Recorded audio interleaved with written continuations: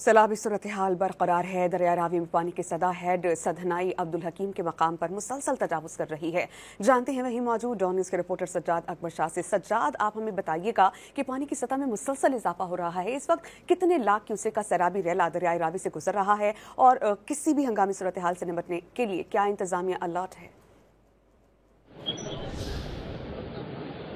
जी बिल्कुल, इस वक्त हम मौजूद हैं हेड सदनाई अब्दुल हकीम दरियाए रावी के मकाम पर, जहाँ पर इस वक्त जो है 1,58,000 क्यूसिक पानी जो है वो यहाँ से गुजर रहा है। ये इस हेड सदनाई की अगर हिस्ट्री चेक करें तो ये हिस्ट्री का सबसे ज़्यादा पानी है जो यहाँ से गुजर रहा है।